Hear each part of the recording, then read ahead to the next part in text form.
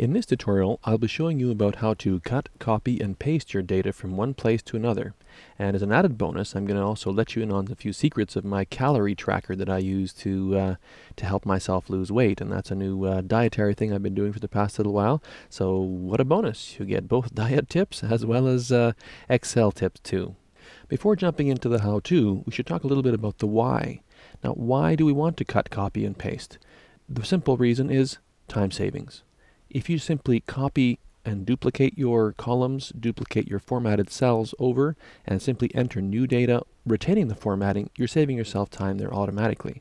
Now, as we'll see later down the road, once we retain formulas and update those automatically with the new data and just copy and paste them over, that's also going to save us time. So if you're lazy like me, efficient, that's a joke I always tell in class, but really it's kind of true. If you're if you're extremely efficient, really you're just being a little bit lazy with an extra neurosis, a little bit of OCD. So you're being carefully lazy to the point where you're saving yourself a great deal of time. So as long as you're being lazy carefully and making sure there's no mistakes, then you're actually being efficient as well. Now, part of the reason I choose this calorie tracker to show you is because maybe it's a bit boring, but my morning routine tends to be pretty similar. As you can see, I've got the almond milk lean whey powder combination through all the days here. So how do I do this? How do I make a new day here? So let's just scroll over to the right a little bit here, and let's start with Sunday. So in this case, I'm going to actually go up to the top column header here, select the entire column, press Shift, and select all of those columns. Now with these three columns selected, I can do three things. So I can either go to the Edit menu and select Copy. So that's the first thing I can do directly from the menu system. Or I can also choose the keyboard shortcut. As you can see it here, it's that flower, which is Command and C. So that's an easy thing to do. I'm going to do that right now. So that takes it to the clipboard. And the other option I also have is to use the icon here from the toolbar. So you can see the scissors. That's not what we're going to focus on right now. We'll look at that a little bit later. The second symbol right next to it is the copy button, and the third one is the paste. There's also a fourth one in this group called copy formatting from one location and apply it to another. It's a bit of a long name, but essentially that's a useful one too. We'll look at that a little bit later as well. So let's start with the copy button, and we can click it. Actually, we don't need to click it again. We've already got this in the clipboard, but I'll just do it for good measure. And then all I need to do is select the next location where I want to paste this. So I'm going to select this cell, or I can also select the entire column, and then all I need to do is paste. So once again, if I look under here, I can see the paste command is the flower V, or again from the menu I can just directly choose the paste command, or alternatively I can also simply use this button here. And voila, there we have a perfect duplicate of those three columns right next to each other. Now, as you can see, the formatting was retained nicely, so it looks continuous. Everything is gray with bolded black text.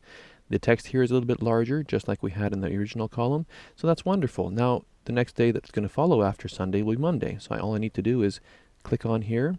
In fact, I can double click on here, and then I can double click once again, so you can see the shadow now. I'm in editing mode. If I want to escape from that, I can just hit the escape key, but right now I'm going to double click the first word, and I'm going to type over top of it and say Monday, and then the date. In this case, I'm just going to do a single click right here and delete the 5 and put a 6. Now, I don't know what my weight is going to be tomorrow. I'm hoping it's at least 216. Maybe it'll be a little bit less. With any luck, it will be less. So right now, that's not important. I'm just going to delete that altogether. Now, when you're in this editing mode still, be careful not to press the escape key. If you press escape here, these changes you made will not be applied. If you press enter, then you'll be fine. So let's just watch what happens if I press the escape key. We pop out of editing mode, and in fact, the changes we made are simply dumped. So let's try that again. So double click, and we'll put in there Monday, and we'll say May 6th. And now we'll press enter or return, and perfect. Now our data is entered. So now that I've shown you how to copy complete cells of data, let me show you how to copy partial data from cells. So let's say, for instance, I am going to have, or I happen to know that I've already had baby carrots for my morning snack, which is this middle portion here.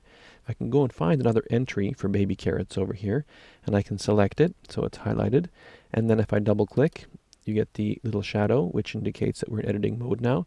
And you'll note there's two places where we can actually edit now. So what I can do is I can select the baby carrots down here, or alternatively, I can select them up here in the formula bar. Now, the advantage of selecting things from the formula bar is that there is no formatting in the formula bar. It's just plain text.